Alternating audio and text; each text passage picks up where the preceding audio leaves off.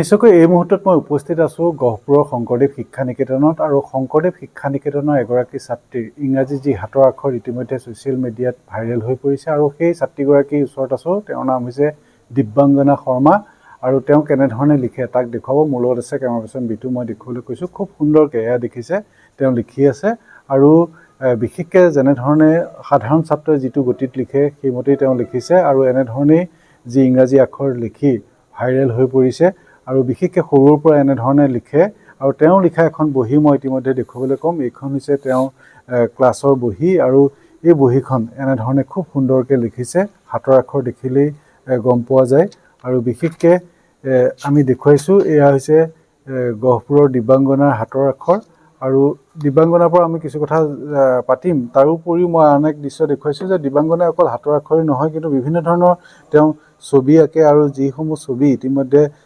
তেওঁ আঁকি ৰাখিছে সেয়া আমি দেখুৱাইছোঁ। খুব সুন্দৰকৈ এয়া দেখিব পোৱা গৈছে। খুব সুন্দৰকৈ তেওঁ চিত্ৰাংকন কৰে আৰু সৰুৰ পৰাই তেওঁ হাতৰ আখৰেই হওক বা চিত্ৰাংকন এই সকলোখিনি আগবঢ়াই নিছে আমি দেখুৱাই আছোঁ আৰু তেওঁৰ লগতো আমি কথা পাতিম। দিব্যাংগনা, মই তোমাৰ পৰা কিছু কথা জানিব বিচাৰিম। কোৱাচোন, সৰুৰ পৰা তুমি কিমান সৰুৰ পৰা ইমান ধুনীয়াকৈ লিখিবলৈ লৈছা? একচুৱেলি যেতিয়াৰ পৰা আৰম্ভ কৰিছোঁ তেতিয়াৰ পৰা এনেকৈ লিখিবলৈ ধৰিছোঁ। আৰু তুমি যেতিয়া লিখা কিমান সময় মানে ৰখি পেলাই নে স্পীড?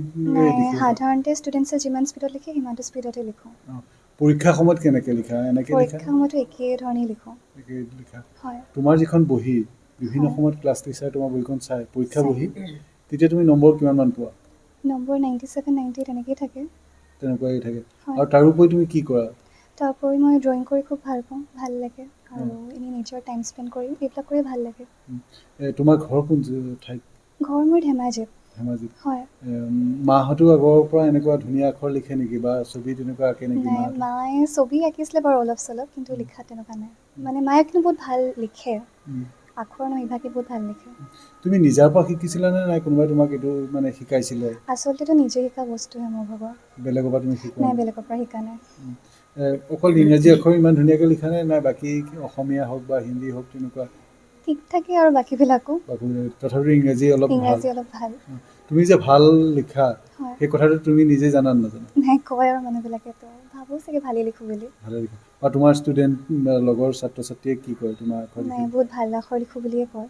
ভাল আখৰ লিখা বুলি কয়। আৰু ছাৰহঁতে কি বুলি কয়? ছাৰেহঁতেতো আখৰখিনি খুবেই ভাল পায়।